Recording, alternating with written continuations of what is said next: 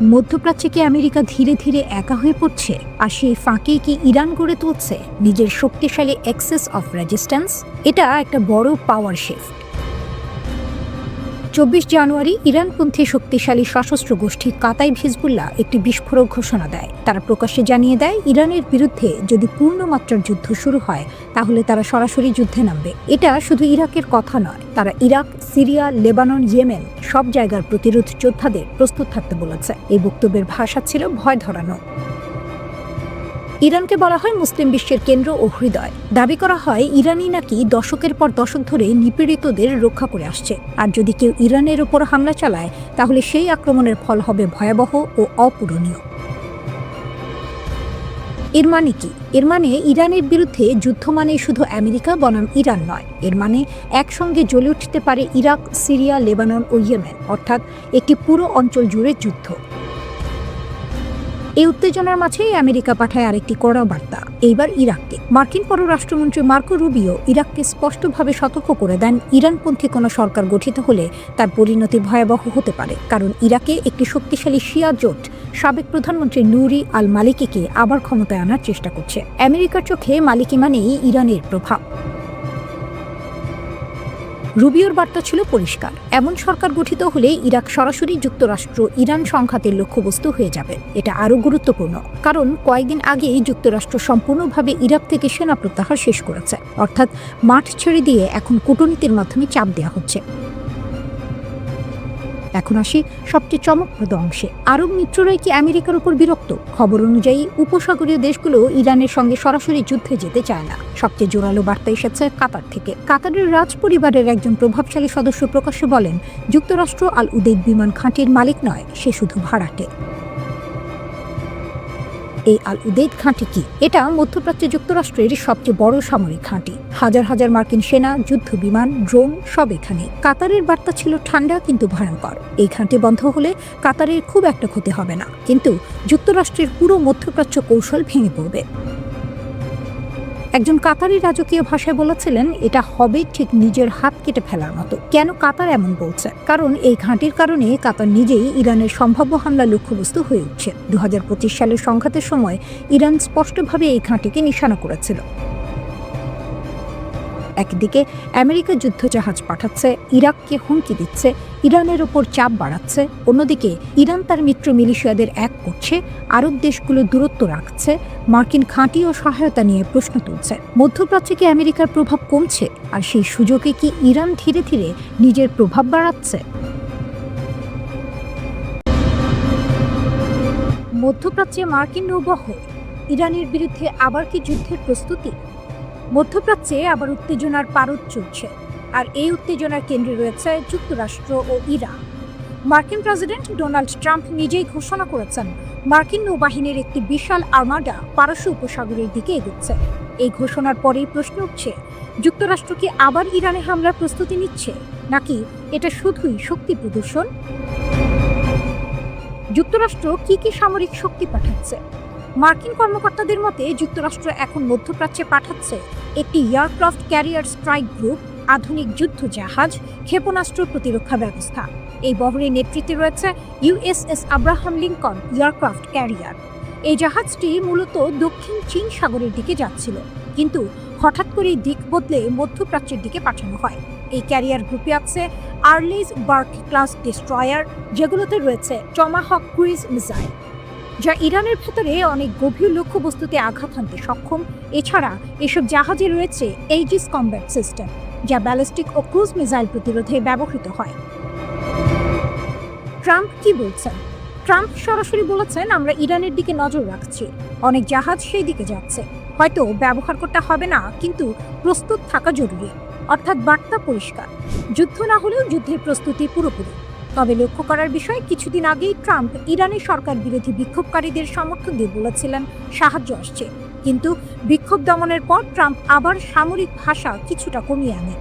২০২৫ সালের জুন মাসে যুক্তরাষ্ট্র ঠিক এভাবেই মধ্যপ্রাচ্যে সামরিক শক্তি বাড়িয়েছিল। তারপরই ইসরায়েল ইরান ১২ দিনের যুদ্ধ, যুক্তরাষ্ট্র B-2 কম্বার ব্যবহার করে এবং সাবমেরিন থেকে ৩০টি টমাহক মিসাইল ছুড়ে ইরানের ৩টি পারমাণবিক স্থাপনায় হামলা চালায়। এই কারণেই এবারকার নৌবহর অনেকের কাছে ডেজাভু মনে হচ্ছে। মধ্যপ্রাচ্যে যুক্তরাষ্ট্রের সামরিক উপস্থিতি কত বড়? অনেকে ভাবেন যুক্তরাষ্ট্র এখন নতুন করে সেনা পাঠাচ্ছে, কিন্তু বাস্তবতা হলো মধ্যপ্রাচ্যে আগে থেকেই 40 থেকে 50,000 মার্কিন সেনা আছে, অন্তত 19টি সামরিক স্থাপনা, এর মধ্যে 8টি স্থায়ী ঘাঁটি। যেসব দেশে মার্কিন ঘাঁটি রয়েছে বাহরাইন, কাতার, কুয়েত, সৌদি আরব, সংযুক্ত আরব আমিরাত, ইরাক, জর্ডান, মিশর, ইরান বহুদিন ধরেই বলে আসছে যুদ্ধ শুরু হলে এসব ঘাঁটি হবে প্রথম লক্ষ্য। ইরানের প্রতিক্রিয়া কি? ইরান কোনো রাগঢাক না করে হুঁশিয়ারি দিয়েছে। ইরানি সামরিক সমন্বয়ক আলী আবদুল্লাহি আলিয়াবাদী বলেছেন, ইরানে হামলা হলে অঞ্চলের সব মার্কিন ঘাঁটি বৈধ লক্ষ্যবস্তু হবে। রিভলিউশনারি গার্ডের প্রধান জেনারেল পাক্কুর বলেছেন, আমরা আগের যে কোনো সময়ের চেয়ে বেশি প্রস্তুত। ট্রিগারে আঙুল। পররাষ্ট্রমন্ত্রী আব্বাস আরাকচি স্পষ্ট ভাষায় বলেন, হামলা হলে আমাদের সবকিছু দিয়ে পাল্টে আঘাত করব। বিমান চলাচলে প্রভাব পড়েছে। পুরোপুরি বন্ধ না হলেও এয়ার ফ্রান্স, KLM, লাক্সেয়ার সহ একাধিক ইউরোপীয় এয়ারলাইন সাময়িকভাবে দুবাই ও তেল আবিবের ফ্লাইট বাতিল বা পিছিয়েছে। কারণ একটাই, আকাশপথে নিরাপত্তা ঝুঁকি। নতুন নিষেধাজ্ঞাও এসেছে। হ্যাঁ, যুক্তরাষ্ট্র সম্প্রতি 9টি জাহাজ ও তাদের মালিকদের উপর নিষেধাজ্ঞা দিয়েছে। অভিযোগ, এই জাহাজগুলো গোপনে ইরানের তেল বিক্রি করছিল। তাহলে কি যুদ্ধ আসন্ন? এখন পর্যন্ত কোনো সরাসরি হামলার ঘোষণা নেই।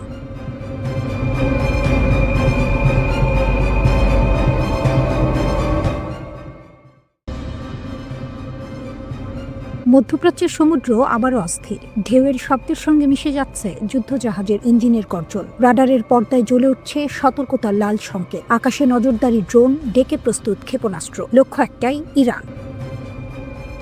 এই উত্তেজনার মাঝেই যুক্তরাষ্ট্র ইরানের দিকে পাঠিয়েছে বিশাল নৌবহর, যার নেতৃত্বে রয়েছে বিমানবাহী রণতরী USS আব্রাহাম লিঙ্কন। যুক্তরাষ্ট্র মধ্যপ্রাচ্যের জলসীমায় তাদের সামরিক উপস্থিতি বাড়িয়েছে। একাধিক গাইডেড মিসাইলবাহী যুদ্ধজাহাজ, যুদ্ধ বিমান বহনকারী রণতরী এবং উন্নত আকাশ প্রতিরক্ষা ব্যবস্থা নিয়ে নৌবহর এগোচ্ছে। বার্তা সংস্থা রয়টার্স জানিয়েছে, এই বহর আগামী কয়েকদিনের মধ্যেই ইরানের উপকূলের কাছাকাছি অবস্থান নিতে পারে। এটা কি যুদ্ধের ঘোষণা? খোদ মার্কিন প্রেসিডেন্ট ডোনাল্ড ট্রাম্প বলছেন না। সুইজারল্যান্ডের দাভোসে ওয়ার্ল্ড ইকোনমিক ফোরামের সম্মেলন শেষে ওয়াশিংটনে ফেরার পথে সাংবাদিকদের তিনি জানান, এই মোতায়েন যুদ্ধের ঘোষণা নয়, বরং সতর্ক নজরদারি। তবে তিনি এটাও স্পষ্ট করেন, ইরানকে খুব কাছ থেকে পর্যবেক্ষণ করা হচ্ছে, আর প্রয়োজন হলে এই বহর ব্যবহার করতে যুক্তরাষ্ট্র প্রস্তুত।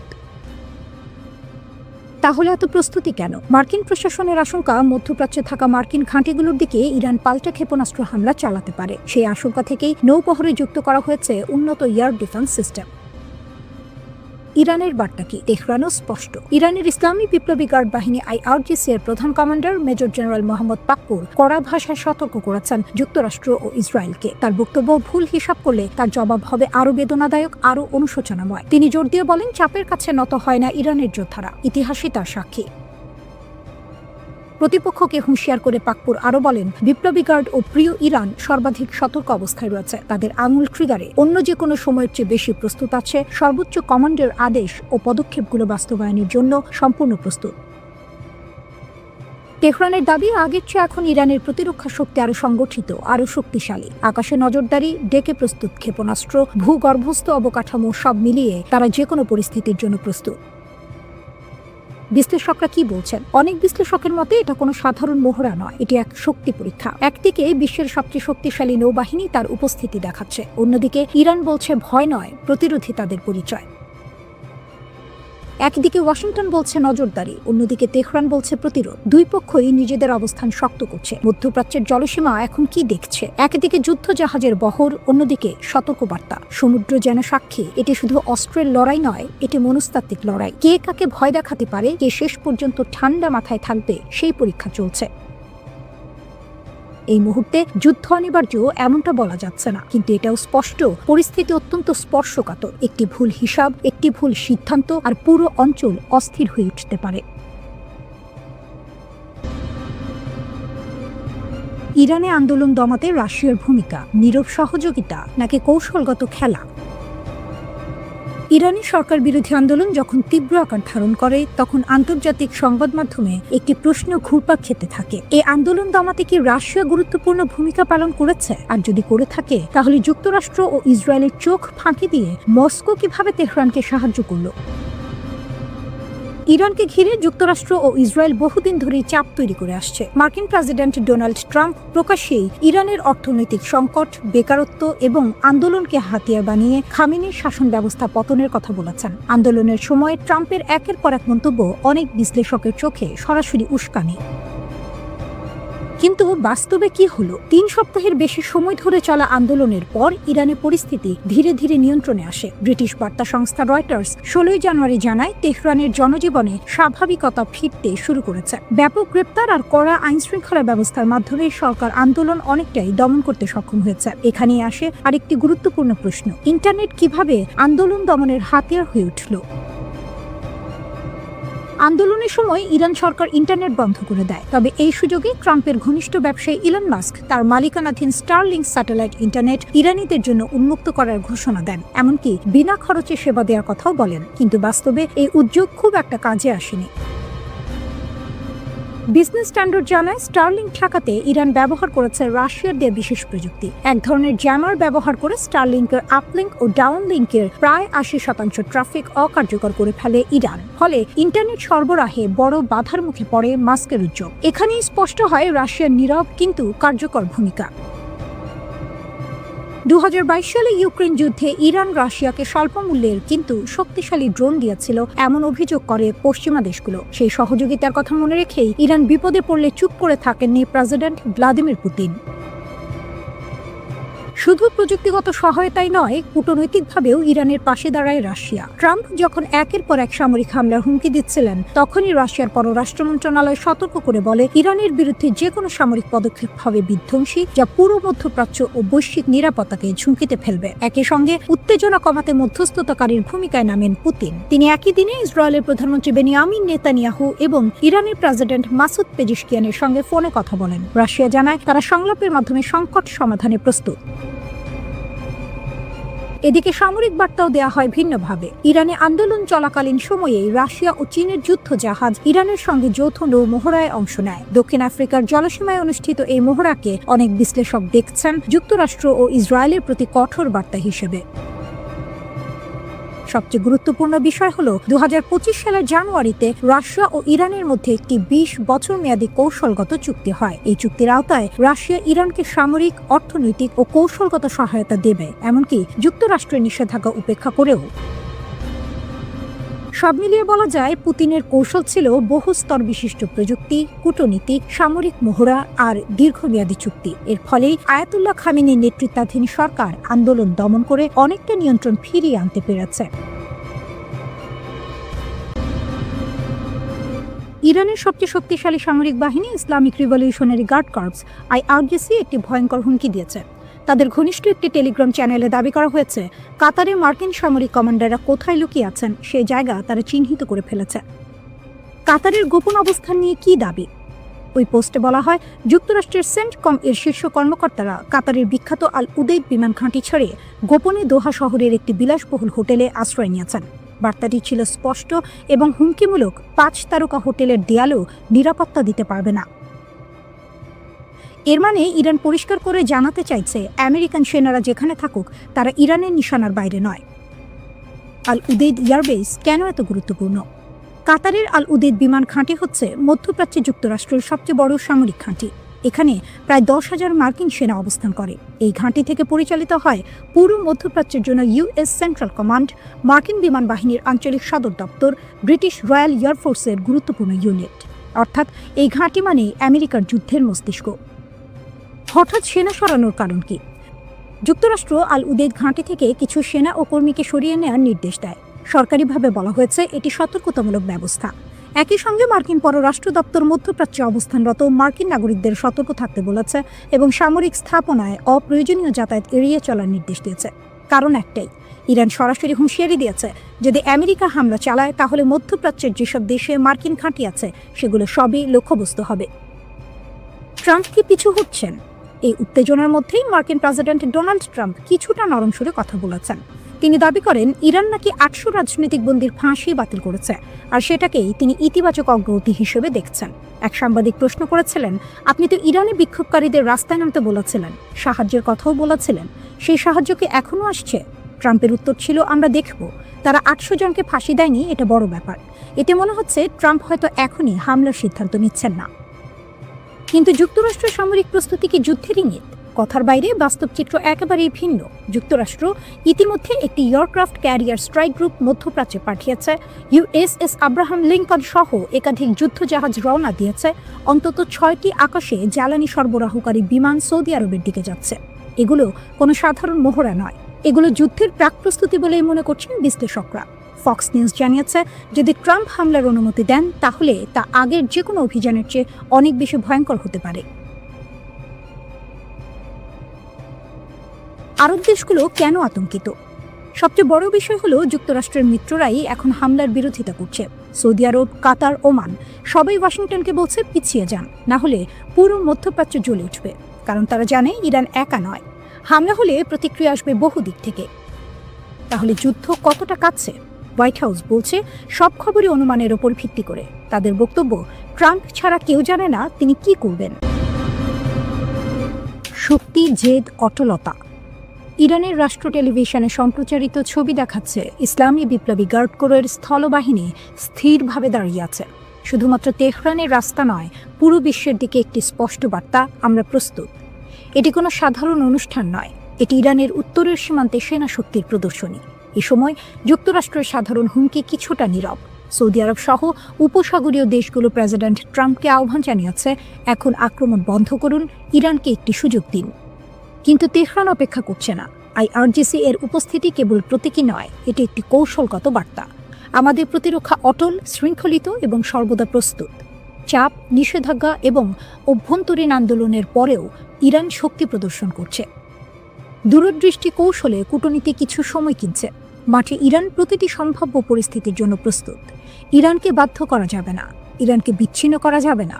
চাপের মুখে তেহরান পিছপা হব না। ওয়াশিংটন পরিকল্পনা পুনর্মূল্যায়ন করছে, উপসাগরীয় রাজধানীগুলো সতর্ক করছে, আর তেহরান রাজনৈতিক, সামরিক ও মানসিকভাবে প্রস্তুত। আমরা আপনাদের অবিলম্বে প্রত্যাহার করতে বলছি, এক পা এগোতে দেবেন না। যদি আমরা সত্যিই শুরু করি, শান্তি আলোচনা হবে না। 50 বছরের ক্ষতি, ধৈর্য, সভ্যতা সব অগ্রাহ্য করা হয়েছে। যদি আমরা আবার সেই পবিত্র প্রতিরক্ষা যুগে ফিরে যাই, সমস্যা এড়ানো যাবে না। এখনই থামুন, ফিরে যান। ইরান একটি বিচক্ষণ ও মহৎ জাতি, যুদ্ধ চাই না, কিন্তু প্রয়োজন হলে আমরা কাজ শেষ করব। সৌদি আরব, সংযুক্ত আরব আমিরাত, বাহরাইন, কাতার, তুরস্ক, ইরাকের সঙ্গে সম্পর্ক রাখব, কিন্তু এ অঞ্চলে কোনো মার্কিন ঘাঁটি নিরাপদ থাকবে না। ট্রাম্প যত এগোবেন, পরিস্থিতি তত খারাপ হবে। এই সময় যুক্তরাষ্ট্র মধ্যপ্রাচ্যে বিমান বাহিনী পাঠাচ্ছে। ট্রাম্পের আক্রমণ ঘড়ির কাঁটায়। ইউএসএস আব্রাহাম লিঙ্কন এগোচ্ছে। মধ্যপ্রাচ্যে এক নতুন ভূমিকম্প আসতে চলেছে। একটি ভুল পদক্ষেপ বিশ্বযুদ্ধের মতো পরিস্থিতি তৈরি করতে পারে। যুক্তরাষ্ট্রের সামরিক শক্তি প্রদর্শিত হচ্ছে। কমপক্ষে একটি এয়ারক্রাফট ক্যারিয়ার স্ট্রাইক গ্রুপ উপসাগরে পাঠানো হয়েছে। প্রতিবাদ ভেঙে পড়া তেহরানকে লক্ষ্য করে হামলা পরিকল্পিত।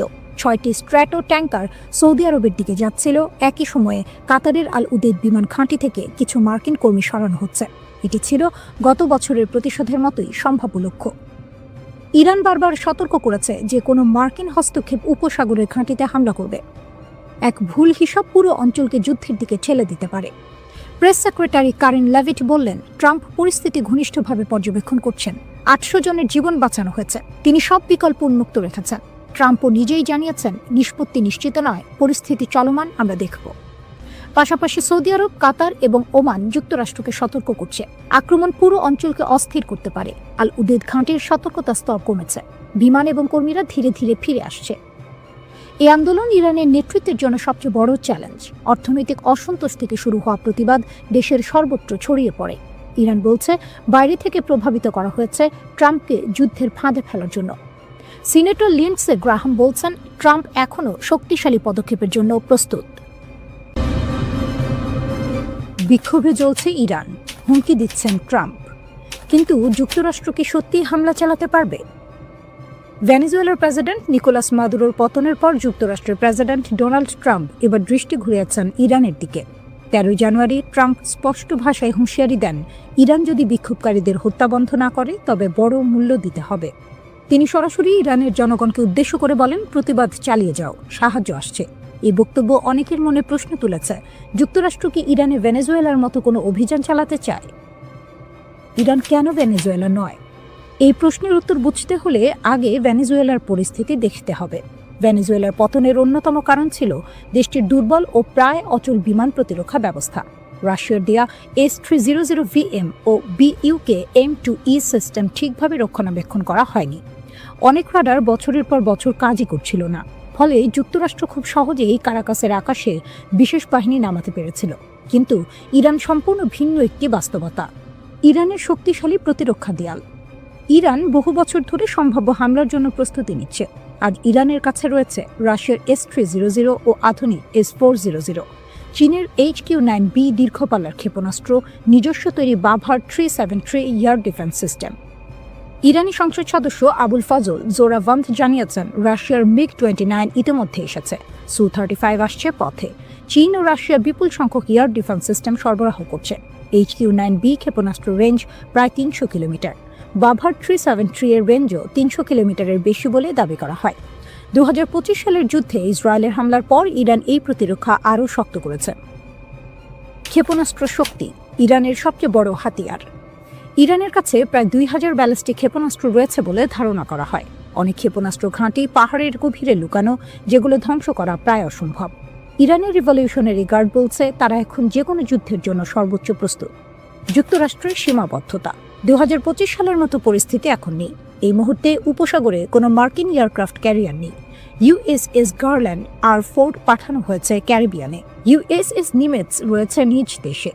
ইরানে হামলা চালাতে হলে যুক্তরাষ্ট্রকে কাতার, বাহরাইন, সৌদি আরব, সংযুক্ত আরব আমিরাত বা ইরাকের ঘাঁটির ওপর নির্ভর করতে হবে। কিন্তু ইরান আগেই সতর্ক করে দিয়েছে এই দেশগুলোর ঘাঁটিও হামলার লক্ষ্য হবে। এই অঞ্চলে যুক্তরাষ্ট্রের প্রায় 40,000 সেনা রয়েছে। যে কোনো হামলায় তারা বড় ঝুঁকিতে পড়বে। B-2 বোমারু বিমান দিয়ে দূর থেকে হামলা সম্ভব হলেও তা অতিরিক্ত ধ্বংসাত্মক এবং রাজনৈতিকভাবে বিপজ্জনক।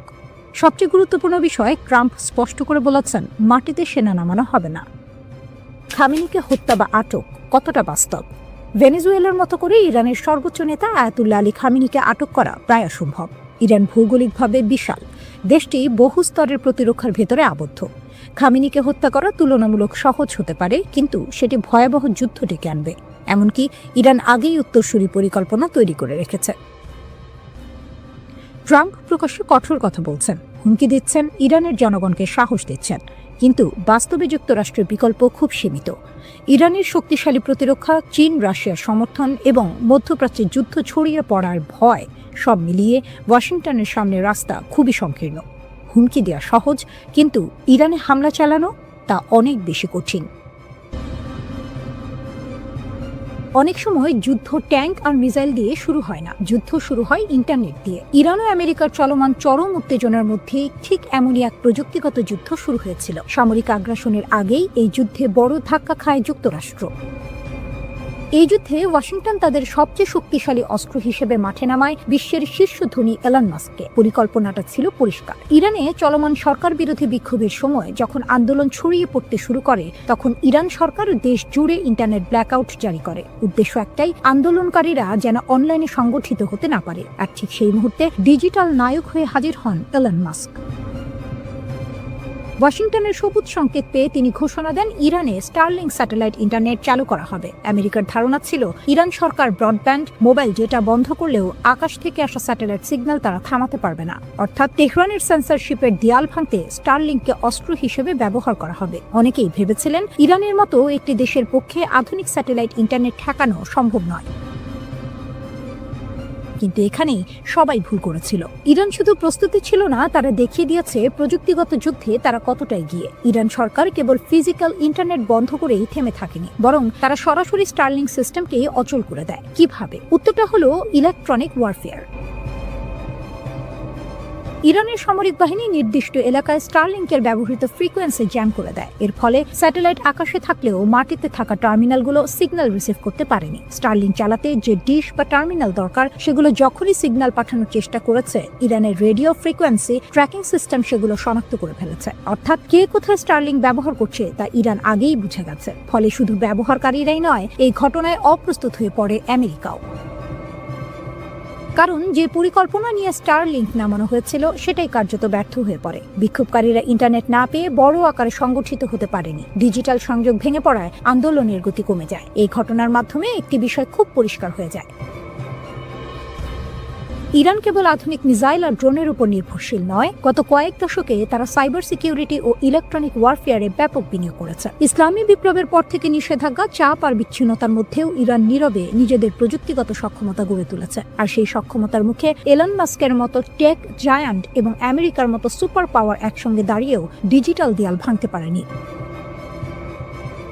এই ঘটনায় বিশ্ব বুঝে গেছে ইরানকে শুধু অস্ত্রের হিসাব দিয়ে বিচার করলে ভুল হবে, কারণ আধুনিক যুদ্ধে সিগন্যাল, ডেটা, ফ্রিকোয়েন্সি আর সাইবার নিয়ন্ত্রণ সবই এখন অস্ত্র। আর সেই অস্ত্রের লড়াইয়ে ইরান যে মোটেও পিছিয়ে নেই, এই স্টারলিংক ঘটনাই তার সবচেয়ে বড় প্রমাণ।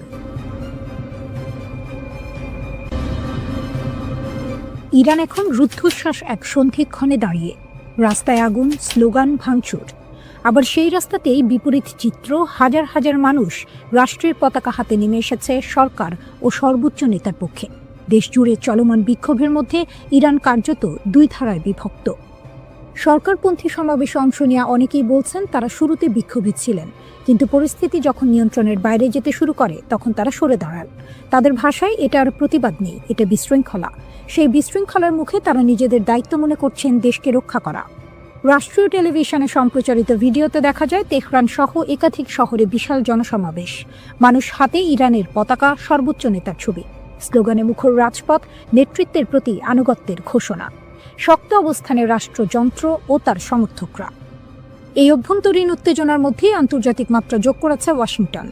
মার্কিন প্রেসিডেন্ট ডোনাল্ড ট্রাম্প প্রকাশ্যে হুঁশিয়ারি দিয়েছেন বিক্ষোভকারীদের ক্ষতি হলে যুক্তরাষ্ট্র কঠোর প্রতিক্রিয়া দেখাবে।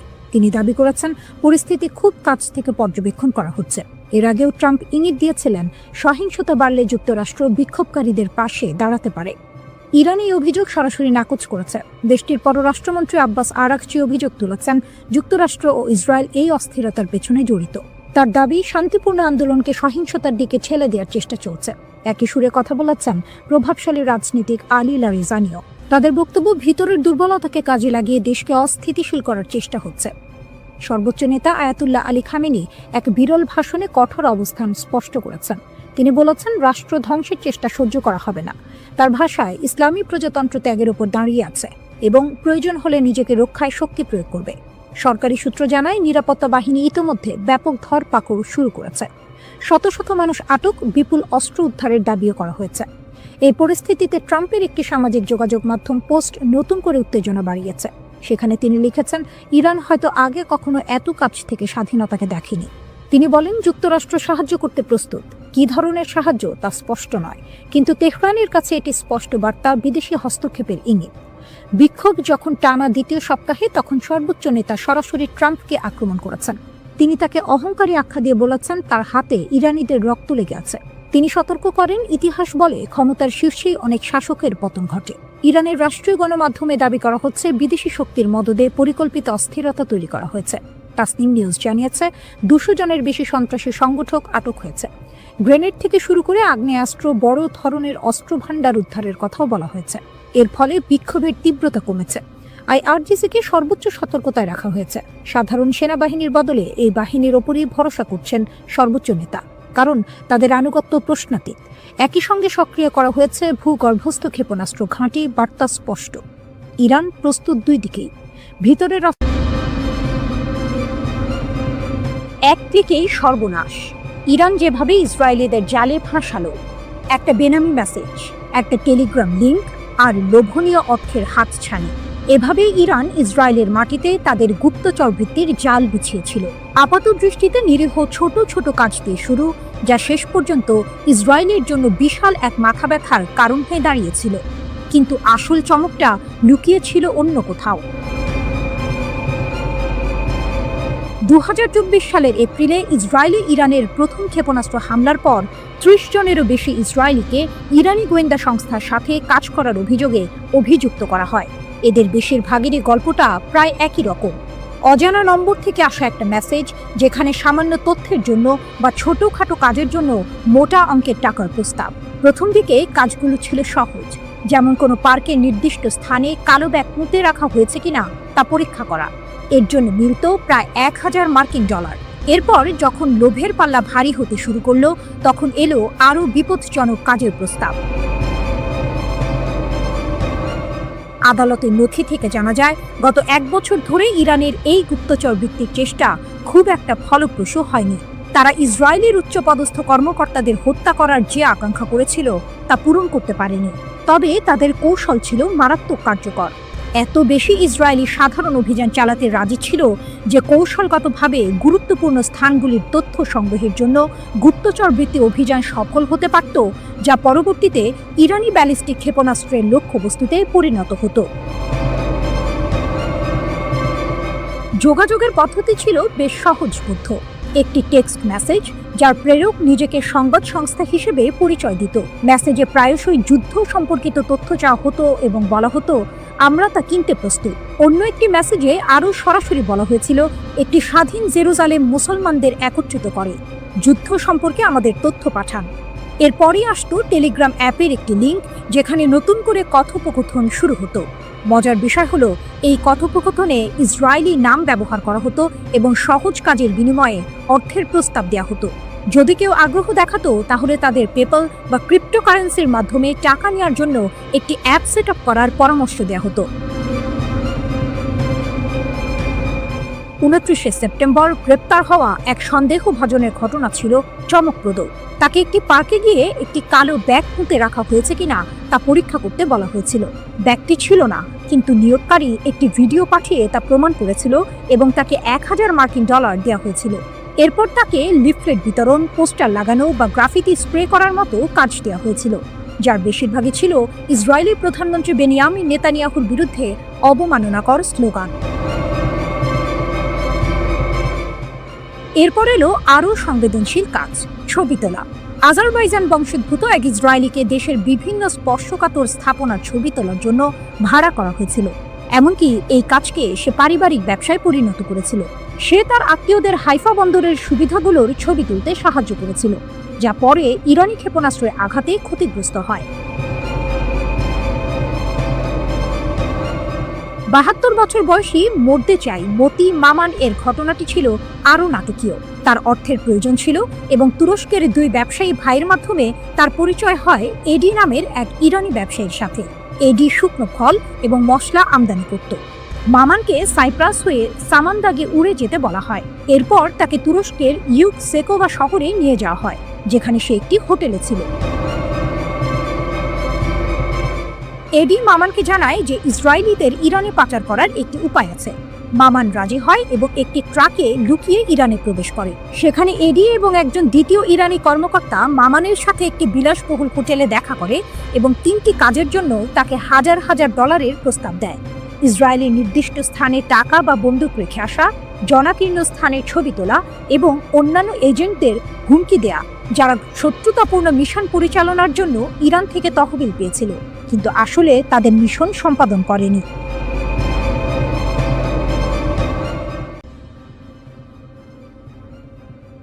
ইসরায়েলের সামরিক ঘাঁটিতে ইরানের ভয়াবহ আঘাত, স্যাটেলাইট তথ্যে চাঞ্চল্যকর মোড়। দীর্ঘ 12 দিনের সংঘাত শেষে ইসরায়েল দাবি করেছিল ইরানের ছোড়া প্রায় 84% ক্ষেপণাস্ত্রই প্রতিহত করা হয়েছে, কিন্তু স্যাটেলাইট চিত্র যেন ভিন্ন গল্প বলছে। টেলিগ্রামের এক প্রতিবেদন অনুযায়ী ওরেগন স্টেট ইউনিভার্সিটির গবেষকদের বিশ্লেষণ করা স্যাটেলাইট চিত্র থেকে জানা গেছে, গত মাসে ইরান অন্তত 5টি ইসরায়েলি সামরিক স্থাপনায় সফলভাবে আঘাত হেনেছে। এর মধ্যে রয়েছে উত্তর, মধ্য ও দক্ষিণ ইসরায়েলের গুরুত্বপূর্ণ লক্ষ্যবস্তু, এমনকি একটি গোয়েন্দা তথ্য সংগ্রহ কেন্দ্র এবং একটি লজিস্টিক ঘাঁটিও।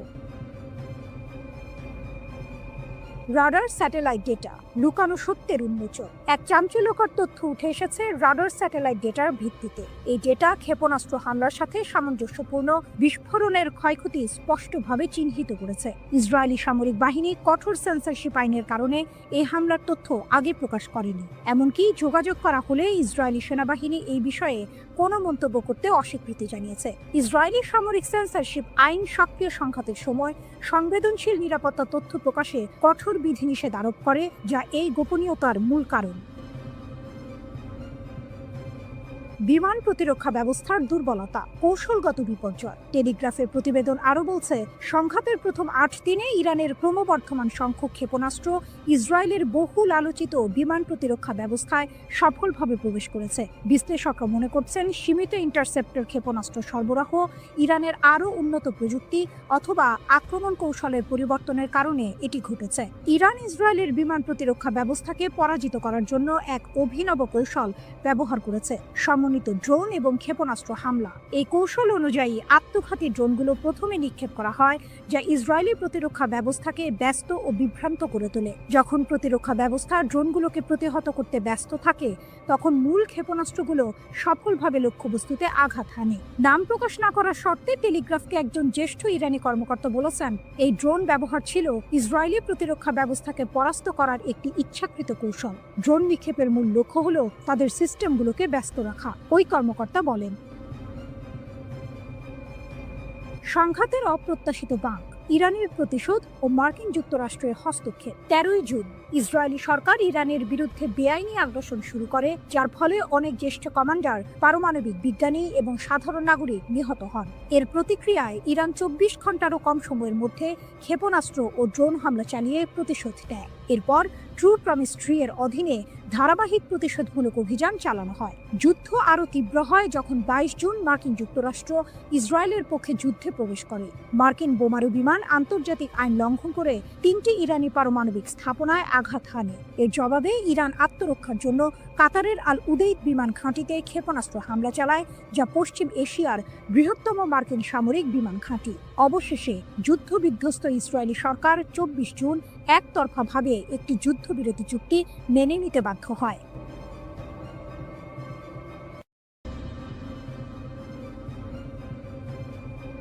ভয়ঙ্কর এক সংবাদের শিরোনাম, কিন্তু তার ভেতরের কথা আরো গভীর। ইরান বলছে তারা এখনো কোনো ক্ষেপণাস্ত্রের শহরের দরজা খোলেনি। এর মানে কি? এর মানে হলো তাদের আসল আঘাত করার ক্ষমতা এখনো অব্যবহৃত।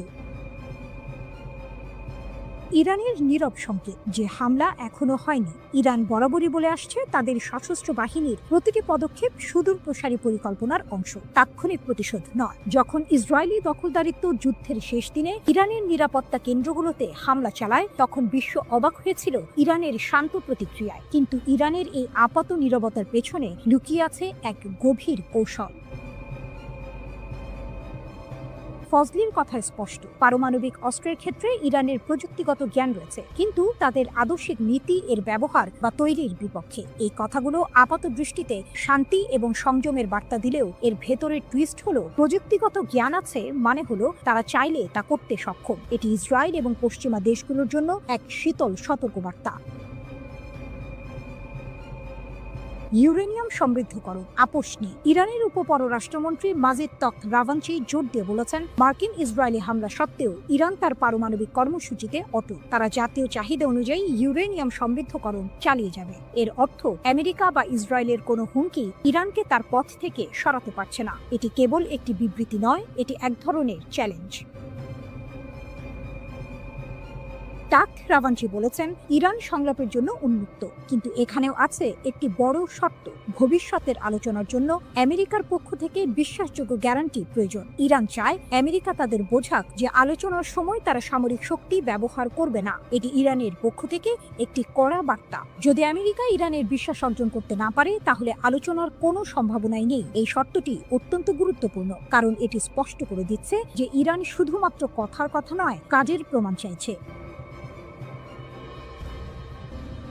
আসল টুইস্ট হলো, ইরান যখন বলছে তারা এখনো কোনো ক্ষেপণাস্ত্র শহরের দরজা খোলেনি, তার মানে হলো তাদের প্রকৃত সামরিক সক্ষমতা এখনো অব্যবহৃত। তারা তাৎক্ষণিক প্রতিক্রিয়া দেখাচ্ছে না, কারণ তাদের পরিকল্পনা দীর্ঘমেয়াদী। তারা হয়তো এমন একদিনের জন্য অপেক্ষা করছে যখন তাদের আঘাত হবে অপ্রতিরোধ্য।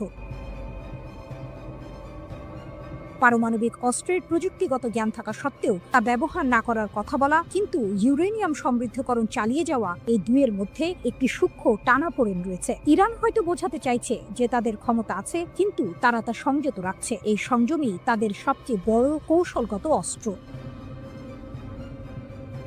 তারা সংলাপের জন্য উন্মুক্ত, কিন্তু শর্ত দিচ্ছে আমেরিকার বিশ্বাসযোগ্যতার উপর। এর মানে ইরান দুর্বল নয়, বরং তারা চাইছে শক্তিশালী অবস্থানের ভিত্তিতে আলোচনা করতে। আগামী দিনে এই পরিস্থিতি কোন দিকে মোড় নেয় তা দেখার জন্য বিশ্ব অধীর আগ্রহে অপেক্ষা করছে।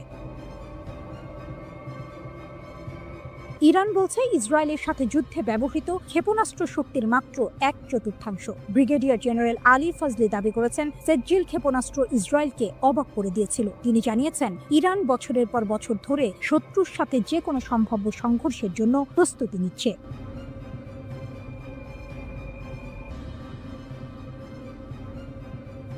ইসরায়েলের কপালে চিন্তার ভাঁজ। ইরান নাকি এবার ধ্বংসাত্মক আর অভূতপূর্ব জবাব দেবে। ইরানের নতুন হুঁশিয়ারি। ইসরায়েলের কপালে কি আছে? মধ্যপ্রাচ্যের রাজনীতিতে আবারও উত্তাপ ছড়িয়েছে। ইরানের শীর্ষ সামরিক কর্মকর্তারা ইসরায়েলের বিরুদ্ধে কড়া হুঁশিয়ারি দিয়েছেন। ভবিষ্যতে কোনো আগ্রাসন চালালে ইরান নাকি জোরালোভাবে লড়াই করবে। তাদের কথা শুনে মনে হচ্ছে এবার পরিস্থিতি আরও গুরুতর হতে চলেছে। ইরানের শীর্ষ সামরিক কমান্ডার মেজর জেনারেল আমির হাতামি জোর দিয়ে বলেছেন যে ইরানের সেনাবাহিনী যে কোনো আগ্রাসনের বিরুদ্ধে কঠিন লড়াই করবে এবং নিজেদের সার্বভৌমত্ব রক্ষা করবে। তিনি গর্ব করে বলেছেন, ইসরায়েলি আগ্রাসনের বিরুদ্ধে ইরানের বিমান প্রতিরক্ষা সফলভাবে প্রতিরোধ করেছে। এমনকি তিনি দাবি করেছেন, ইরানি জনগণ এবং সশস্ত্র বাহিনী আক্রমণের মুখে ঐক্যবদ্ধ ছিল এবং তাদের লক্ষ্য থেকে কখনো পিছপা হয়নি। এই দাবি যদি সত্যি হয়, তাহলে ইসরায়েলের জন্য এটা একটা বড় দুশ্চিন্তার কারণ হতে পারে। ধ্বংসাত্মক ও অভূতপূর্ব প্রতিশোধের হুমকি। আইআরজিসি এর মুখপাত্র ব্রিগেডিয়ার জেনারেল আলী মোহাম্মদ নাইনি আরও এক ধাপ এগিয়ে সতর্ক করেছেন, ভবিষ্যতে যে কোনো হুমকির ক্ষেত্রে ইরান ধ্বংসাত্মক এবং অভূতপূর্ব প্রতিক্রিয়া জানাবে। তার মানে কি? এতদিন যা দেখেছি তা কিছুই নয়। ইরান কি সত্যিই এমন কিছু করে দেখাবে যা বিশ্ব আগে কখনো দেখেনি? যুক্তরাষ্ট্রের হামলা যুদ্ধের গতি বদলেছে কি? এদিকে ইরানে যুক্তরাষ্ট্র ও ইসরায়েলের যৌথ আগ্রাসনের বহু মাত্রিকতা বিশ্লেষণে রুশ একাডেমি অফ সায়েন্সের ইনস্টিটিউট অফ ওরিয়েন্টাল স্টাডিজের গবেষক লানা রাওয়ান্ডি ফাদাই বার্তা সংস্থা মেহেরের সঙ্গে বিস্তারিত কথা বলেছেন। রুশ বিশ্লেষকের মতে, পারমাণবিক স্থাপনায় মার্কিন হামলা ছিল মূলত সাজানো নাটক। পশ্চিমা মিডিয়ায় তা রীতিমতো ন্যায়কোচিতভাবে স্থাপিত হয়, তবে বাস্তবে এর সামরিক রাজনৈতিক প্রভাব তেমন ছিল না। এটি ছিল হয়তো একটি থিয়েট্রিক্যাল গ্র্যান্ড ফিনালে, যা সংঘাত গরম হয়ে ওঠার আগে একটি সুন্দর সমাপ্তি এনে দেয়। শেষ পর্যন্ত উভয় পক্ষ যুদ্ধবিরতিতে সম্মত হলো কেন? রাওয়ান্দি বলেন, হামলা পাল্টা হামলায় উভয় পক্ষই প্রচণ্ড ক্ষতিগ্রস্ত হচ্ছিল। ইসরায়েল মার্কিন সহায়তায় আকাশ প্রতিরক্ষা বজায় রাখলেও ইরানের ক্ষেপণাস্ত্র হামলা প্রতিহত করা যাচ্ছিল না। তাদের ক্ষেপণাস্ত্র ও সামরিক সরঞ্জামের ঘাটতি ক্রমেই স্পষ্ট হচ্ছিল। এর মাঝে ইরানের হরমুজ প্রণালী বন্ধের হুমকি ও ইয়েমেনি হুথিদের যুক্তরাষ্ট্রের বিরুদ্ধে চুক্তি বাতিল যুদ্ধকে আরও বিস্তৃত করে ফেলতে পারত। এই ঝুঁকি ট্রাম্প প্রশাসনকে একটি দ্রুত সমাপ্তি চাওয়ার দিকে ঠেলে দেয়। এছাড়া রাশিয়া, চীন, কাতার, তুরস্ক, আজারবাইজান সহ একাধিক দেশ কূটনৈতিক চাপ সৃষ্টি করে। ইরানের প্রতিশোধমূলক ক্ষেপণাস্ত্র হামলায় তেল আবিবের দক্ষিণে রিহোবেদ শহরে ইসরায়েলের বিখ্যাত সামরিক সংশ্লিষ্ট গবেষণাগার বাইসমান ইনস্টিটিউট অফ সায়েন্স পুরোপুরি ধ্বংস হয়ে গেছে। ইরানের সরকারি টেলিভিশন চ্যানেল প্রেস টিভির এক প্রতিবেদনে এর বিস্তারিত তুলে ধরা হয়েছে। এতে বলা হয়েছে, সামরিক শিল্প কমপ্লেক্সের সঙ্গে নিবিড়ভাবে যুক্ত ইসরায়েলি শাসন ব্যবস্থার বৈজ্ঞানিক ও সামরিক গবেষণার মূল ভিত্তি হিসেবে গড়ে ওঠা এই প্রতিষ্ঠানটি এখন কার্যত অচল ও বিধ্বস্ত। ইসরায়েলি সংবাদ মাধ্যমের তথ্য অনুসারে ইরানের সুনির্দিষ্ট এই হামলাকে ভুল করে আক্রমণ হিসেবে দেখা হচ্ছে না, বরং এর লক্ষ্য ছিল পদার্থবিদ্যা, বায়োটেকনোলজি ও কৃত্রিম বুদ্ধিমত্তা সহ সামরিক গবেষণার গুরুত্বপূর্ণ এই কেন্দ্রটিকে গুঁড়িয়ে দেয়া।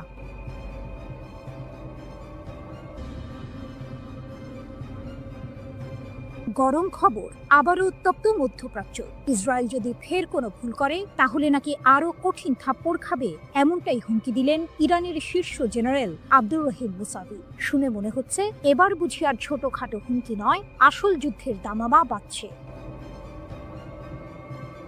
লেবাননের একটি টিভি চ্যানেলে দেওয়া সাক্ষাৎকারে ইরানের সশস্ত্র বাহিনীর প্রধান major general Abdur Rahim Musavi সরাসরি হুমকি দিয়েছেন ইসরায়েলকে। তার কথা পরিষ্কার, গত মাসে ইসরায়েল আর আমেরিকার হামলার জবাবে ইরান নাকি তাদের সব শক্তি ব্যবহার করেনি, অর্থাৎ যা হয়েছে তা নাকি ছিল শুধু ট্রেলার। যদি ইসরায়েল আবার একই ভুল করে তাহলে ইরান জাতি আর তাদের সেনাবাহিনী নাকি ইসরায়েলকে আরো কঠিন থাপ্পড় দেবে। 13 জুন ইসরায়েল বিনা প্ররোচনায় ইরানের ওপর হামলা চালায়। সেই হামলায় সামরিক কমান্ডার থেকে শুরু করে পরমাণু বিজ্ঞানী এমনকি সাধারণ মানুষও মারা যান। এর এক সপ্তাহ পর যুক্তরাষ্ট্র যুদ্ধে নেমে পড়ে। আন্তর্জাতিক আইন, জাতিসংঘ সনদ সবকিছু তোয়াক্কা না করে তারা ইরানের 3টি পরমাণু স্থাপনায় বোমা হামলা চালায়। যখন ইসরায়েল আর যুক্তরাষ্ট্র হামলা চালাচ্ছে তখন কি ইরান চুপচাপ বসেছিল? মোটেও না। প্রতিশোধ হিসেবে ইরানের সশস্ত্র বাহিনী ইসরায়েলের দখলে থাকা কৌশলগত স্থাপনাগুলোতে আঘাত হানে। এখানেই শেষ নয়, পশ্চিম এশিয়ার সবচেয়ে বড় মার্কিন সামরিক ঘাঁটি কাতারের আল উদেইদ মার্কিন ঘাঁটিকেও তারা টার্গেট করে। এটা শুনে নিশ্চয়ই অনেকেই অবাক হচ্ছেন। ইরান এতদিন ধরে শুধু হুমকি দিয়ে আসছিল, কিন্তু এবার তারা সরাসরি পাল্টা হামলা চালিয়েছে। 24 জুন ইরান সফলভাবে প্রতিশোধমূলক অভিযান চালিয়ে ইসরায়েল এবং যুক্তরাষ্ট্রের হামলা বন্ধ করতে সক্ষম হয়। শীর্ষ জেনারেলের দাবি, ইসরায়েল নাকি যুদ্ধবিরতির জন্য অনুরোধ করতে বাধ্য হয়েছিল যাতে তারা নিজেদের গুছিয়ে নিতে পারে। এই তথ্য যদি সত্যি হয় তাহলে পরিস্থিতি কিন্তু আরো ঘোলাটে, কারণ এতদিন আমরা যা জেনে এসেছিলাম তার চেয়ে আসল চিত্রটি হয়তো আরো ভিন্ন। যুক্তরাষ্ট্রের প্রত্যক্ষ সমর্থনেই মূলত ইরানে হামলা চালায় যুদ্ধবাজ ইসরায়েল। তবে পরের দিকে এই আগ্রাসন প্রবল প্রতিরোধের মুখে পড়ে এবং শেষ পর্যন্ত আন্তর্জাতিক কূটনীতির মাধ্যমে একটি যুদ্ধবিরতিতে পৌঁছায়। অপ্রকাশিত ক্ষমতা ও নতুন পর্যায়। মেজর জেনারেল মুসাভি আরও সতর্ক করেছেন, যদি যুদ্ধ দীর্ঘায়িত হয় এবং একটি নতুন পর্যায়ে প্রবেশ করে তাহলে ইসরায়েল নাকি ইরানের এমন ক্ষমতা দেখতে পাবে যা এখনো কাজে লাগানো হয়নি, অর্থাৎ ইরান নাকি তাদের আসল শক্তি এখনো দেখায়নি। তিনি এটাও বলেছেন, বছরের পর বছর ধরে ইসরায়েল আর তাদের সমর্থকরা ইরানের ওপর আঘাত হানার জন্য শক্তি সঞ্চয় করে আসছে। তাদের উদ্দেশ্য হলো পরমাণু ইস্যুকে অজুহাত হিসেবে ব্যবহার করে ইরানকে বিভক্ত করা, কিন্তু ইরান তাদের মৌলিক নীতি থেকে কখনো সরে আসবে না, যার মধ্যে ফিলিস্তিন ও তাদের জনগণের প্রতি সমর্থনও রয়েছে। তাহলে কি ইসরায়েল আর ইরান আবারও একটি বড় যুদ্ধের দিকে এগোচ্ছে?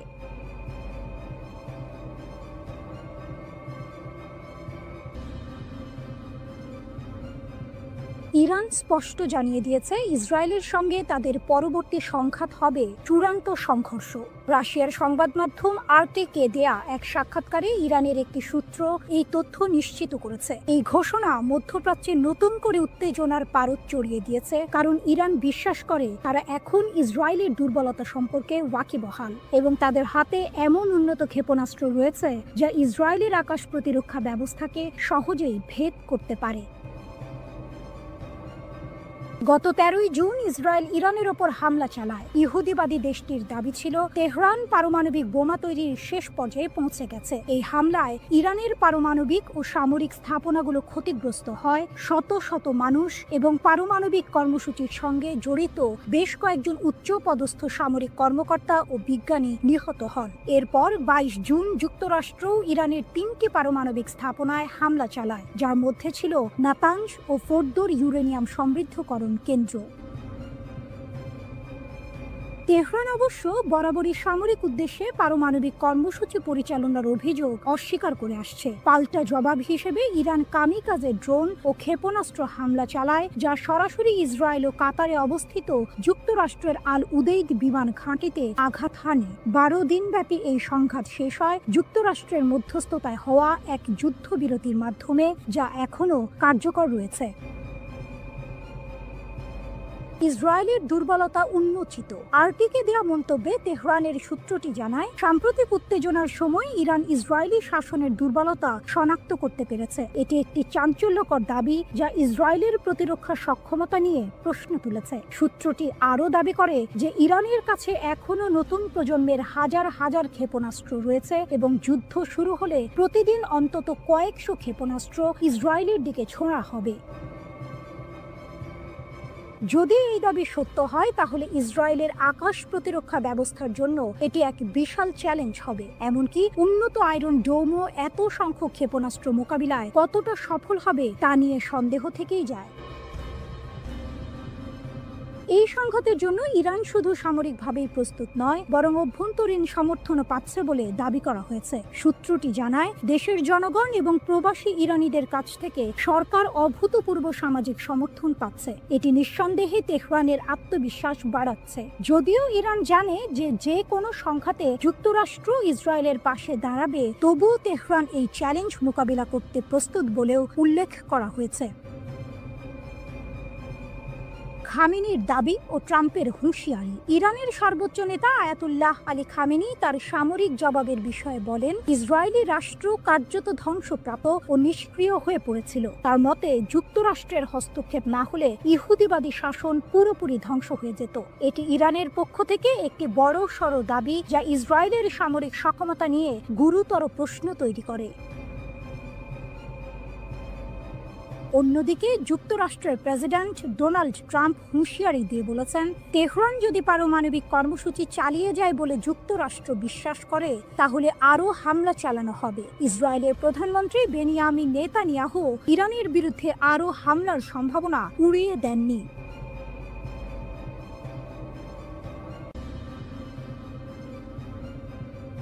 মোসাদ এজেন্টদের জালে ইরান, বিপুল অস্ত্রসহ গ্রেপ্তার 50। মাত্র 2 সপ্তাহে ইরান 50 জন মোসাদ এজেন্টকে গ্রেপ্তার করে বিশ্বকে চমকে দিয়েছে। ইরানের Islamic Revolutionary Guard Corps IRGC দক্ষিণ পূর্বাঞ্চলীয় সিস্তান ও বালুচেস্তান প্রদেশে এই এজেন্টদের আটক করেছে। শুধু তাই নয়, তাদের কাছ থেকে মার্কিন তৈরি অত্যাধুনিক অস্ত্রশস্ত্র ও সামরিক সরঞ্জাম জব্দ করা হয়েছে। IRGC জানিয়েছে, এই এজেন্টরা ইরানের গুরুত্বপূর্ণ অবকাঠামো এবং অর্থনৈতিক কেন্দ্রগুলোতে নাশকতামূলক কর্মকাণ্ড চালানোর পরিকল্পনা করছিল। অস্ত্র পাচারের বিশাল চেষ্টা ব্যর্থ, 22,000 গুলিসহ আটক 3। এই ঘটনার পাশাপাশি ইরানের পশ্চিম লোরেস্তান প্রদেশের পুলিশ সামরিক গোলা বারুদের একটি বিশাল পাচার চক্র ভেঙে দিয়েছে। পোল-ই দোখতার শহরে একটি অভিযানে 22,000-এরও বেশি কালাশনিকভ গুলি জব্দ করা হয়েছে এবং 3 জন সন্দেহভাজনকে গ্রেপ্তার করা হয়েছে। লোরেস্তানের পুলিশ প্রধান ব্রিগেডিয়ার জেনারেল ইয়াহিয়া এলাহি জানিয়েছেন, পুলিশ গোয়েন্দা ইউনিটগুলো একটি মহাসড়কে 2টি গাড়ির সন্দেহজনক কার্যকলাপ লক্ষ্য করে এই অভিযান শুরু করে। পাচারকারীরা পালিয়ে যাওয়ার চেষ্টা করলেও পুলিশ গুলি চালিয়ে তাদের গাড়ি নিষ্ক্রিয় করে এবং সফলভাবে তাদের আটক করে। ধারণা করা হচ্ছে, এই গোলাবারুদ ইরানের পশ্চিমাঞ্চল থেকে লোড করে দেশের দক্ষিণাঞ্চলে পাচারের উদ্দেশ্যে ছিল, যা একটি বৃহত্তর অস্ত্র পাচার নেটওয়ার্কের অংশ। ইসরায়েলের ষড়যন্ত্র নসর, অভ্যন্তরীণ নিরাপত্তা জোরদার। 13 জুন ইরানে ইসরায়েলি হামলার পর থেকে ইরান তাদের অভ্যন্তরীণ নিরাপত্তা জোরদার করেছে এবং বিভিন্ন প্রদেশে গুপ্তচরদের বিরুদ্ধে কঠোর ব্যবস্থা নিচ্ছে। ইরানের বিচার বিভাগের মুখপাত্র আসগর জাহাঙ্গীর ঘোষণা করেছেন, ইসরায়েলি শত্রু ভাবাপন্ন কর্মী এবং গুপ্তচরদের একটি নেটওয়ার্কের মাধ্যমে ইরানের অভ্যন্তরীণ নিরাপত্তাকে ক্ষতিগ্রস্ত করার চেষ্টা করছিল। তাদের লক্ষ্য ছিল সামরিক হামলার পাশাপাশি দেশে বিশৃঙ্খলা ও নাশকতামূলক কর্মকাণ্ড চালানো। জাহাঙ্গীর দৃঢ়তার সাথে বলেছেন যে বিচার বিভাগীয় এবং নিরাপত্তা সংস্থাগুলোর সিদ্ধান্তমূলক পদক্ষেপের কারণে এই সমস্ত ষড়যন্ত্র ব্যর্থ করা হয়েছে। তিনি আরও জানান, বিশ্বাসঘাতকদের বিচার করতে এবং ইসরায়েলের সাথে যুক্ত ভার্চুয়াল অ্যাকাউন্টগুলো ট্র্যাক করার জন্য প্রদেশগুলোতে বিশেষ বিচার বিভাগীয় শাখা খোলা হয়েছে। 12 দিন ধরে চলা সংঘাতে শত শত যুদ্ধ বিমান, সশস্ত্র ড্রোন ও ক্ষেপণাস্ত্র ব্যবহার করে ইরানে হামলা চালিয়েছে ইসরায়েলি সেনাবাহিনী। তবে এই সংঘাতে ইসরায়েলকে সবচেয়ে বেশি সাফল্য এনে দিয়েছে অভিনব একটি কৌশল, আর তা হলো গোপনে ইরানের অভ্যন্তরে ঢুকে সেখান থেকে বিভিন্ন অভিযান পরিচালনা, স্থিরতা ও বাইরের চাপ মোকাবিলায়।